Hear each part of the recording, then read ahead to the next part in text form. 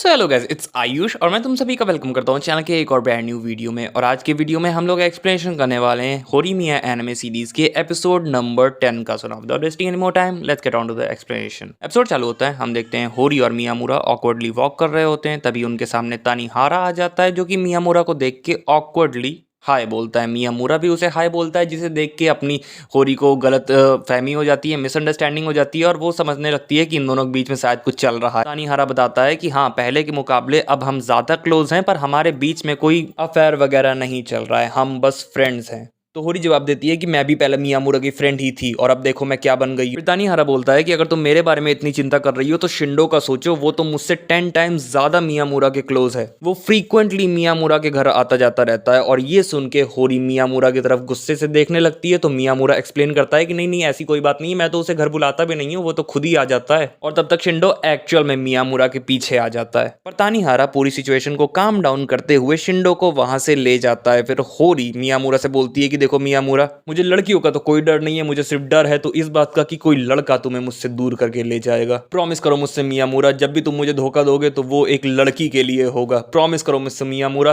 कि जब भी तुम किसी दूसरे रिलेशनशिप में जाओगे तो वो एक लड़की के साथ ही होगा। और मियामुरा उससे प्रॉमिस कर देता है। फिर सीन शिफ्ट होके स्कूल की तरफ जाता है, जहां पे मियामुरा अपने सारे दोस्तों को बता रहा होता है कि अब तुम लोगों को मुझसे दूर रहना होगा क्योंकि मैंने होरी से प्रॉमिस किया है। सीन शिफ्ट होता है, हम देखते हैं यूकी अपनी बिग सिस्टर की आर्ट सप्लाईज लेने में मदद करा रही होती है। तभी मार्केट में उसे यानागिन मिलता है।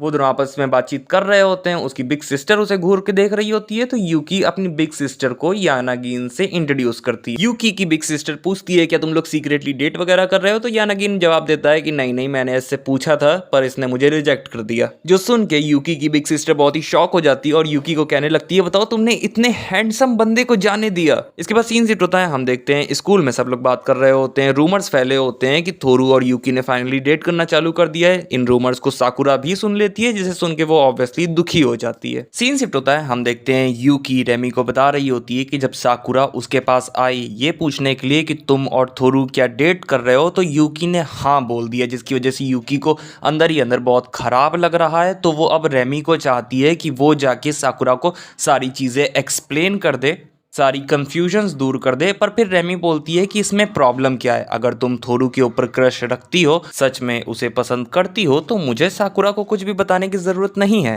जिस पे यूकी जवाब देती है कि जब उसकी साकुरा से बात हुई थी तब साकुरा वहां से अपने आंसुओं को दबाते हुए गई थी। उसके होठ इतने ज्यादा ट्रेम्बल कर रहे थे कि जैसे वो अभी ही रो दे। ये सारी चीजें सुन के रेमी को खराब लग रहा होता है, बट स्टिल वो यूकी को thank you for her honesty बोल के वहां से चली जाती है। फिर यूकी वहां पे बैठे बैठे मनी मन सोच रही होती है कि कैसे उसने थोरू को कहा था कि हमें स्टिल एक कपल बनने का नाटक करते रहना होगा ताकि यानागिन फाइंड आउट ना कर ले। और सोच रही होती है कि शायद मैंने ऐसा इसलिए किया क्योंकि मैं अपने और थोरू के रिलेशनशिप को ऐसा ही चाहती हूँ। पर अगर मेरे और थोरू के बीच का ये रिलेशनशिप असल में ऐसा बन भी गया तब भी ये टेंटेड रहेगा। इसके बाद सीन शिफ्ट होता है, हम देखते हैं यूकी बहुत दिनों से स्कूल नहीं आई है, जिसकी वजह से मियामुरा, होरी और थोरू परेशान हो रहे हैं कि क्यों नहीं आ रही है यूकी उनके कॉल और मैसेजेस का भी रिप्लाई नहीं दे रही है। इसके बाद सीन शिफ्ट होकर यूकी के घर की तरफ चला जाता है, जहाँ पे उसकी बड़ी बहन भी परेशान है कि वो इतने दिनों से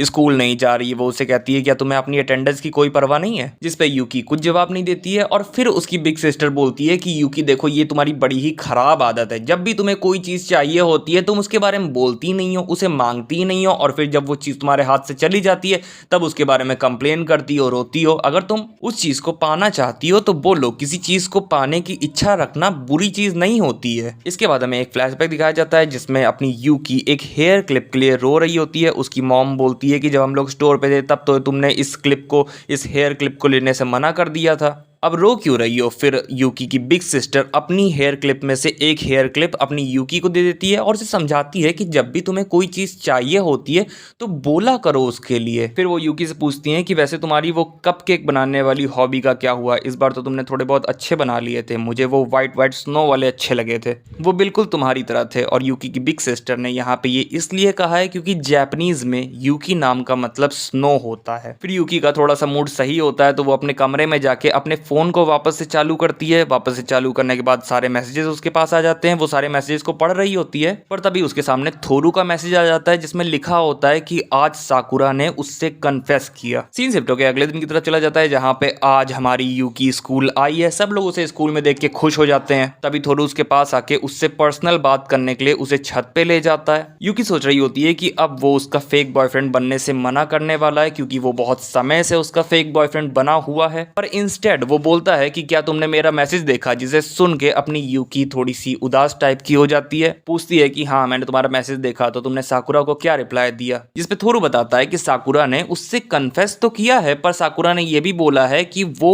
थोरू से रिप्लाई एक्सपेक्ट नहीं कर रही है। जिसे सुन के यूकी खुश हो जाती है, पर वो साथ ही साथ अभी भी डर रही होती है, क्योंकि चाहे थोरू ने साकुरा के कन्फेशन को एक्सेप्ट नहीं किया है, उसका रिप्लाई नहीं दिया है, बट स्टिल यूकी भी अभी तक थोरू की ऑफिशियल गर्लफ्रेंड नहीं है। इसके बाद वो दोनों बात करने लगते हैं कि ठंड बढ़ गई है, और थोरू बोलता है कि वो होप कर रहा है कि स्नो गिरे क्योंकि उसे स्नो पसंद है। जिसपे यूकी बोलती है कि किसी को स्नो नहीं पसंद है, क्योंकि वो डर्टी होती है, कोल्ड होती है, डार्क होती है। हर कोई स्प्रिंग का वेट करता है, जब धूप आती है, जब स्नो मेल्ट हो जाती है। और ये सब सुन के अपना थोरू समझ जाता है कि यूकी अपने बारे में बात कर रही है। रिमेंबर मैंने तुम लोगों को कुछ समय पहले बताया था कि जापानीज में यूकी नाम का मतलब स्नो होता है। तो थोरू समझ जाता है कि यहाँ पे यूकी अपने बारे में बात कर रही है, तो वो उसे कंफर्ट करते हुए बोलता है कि नहीं, स्नो तब मेल्ट होती है जब वो मेल्ट होना चाहती है। ये जरूरी नहीं है कि स्नो सिर्फ तभी मेल्ट हो जब स्प्रिंग आपकी लाइफ में आ जाए।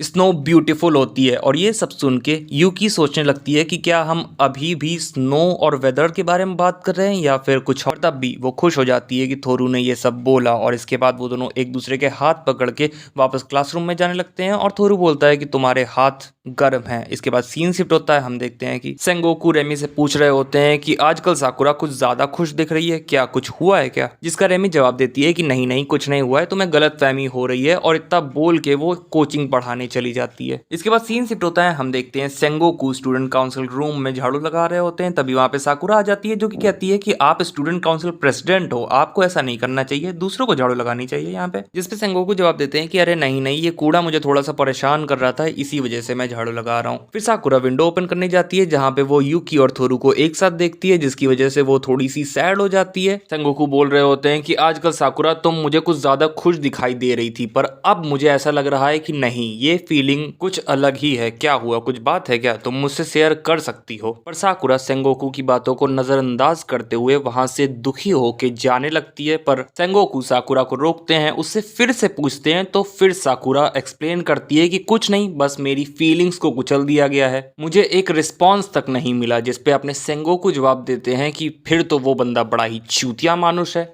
मैं तो कहता हूँ कि उस बंदे को स्कूल से ही निकाल देना चाहिए। और मतलब ऐसी ही टाइप की बातें सेंगोकू उस बंदे को बोलने लगते हैं। एंड इतना सुन के अपनी साकुरा रोने लगती, और सेंगोकू उसके इमोशंस को बहने देते हैं कि हाँ चलो ठीक है, अपने मन को खाली कर लो। हम देखते हैं कि बाहर स्नो गिरना चालू हो जाती है, और इसी के साथ एपिसोड खत्म हो जाता है। सो गाइस बस याद है, वीडियो अगर अच्छा लगा लाइक कर देना, चैनल में सब्सक्राइब करके बेल आइकन दबा देना। मैं मिलूंगा तुम लोगों से नेक्स्ट वीडियो में, तब तक के लिए बाय बाय, टाटा।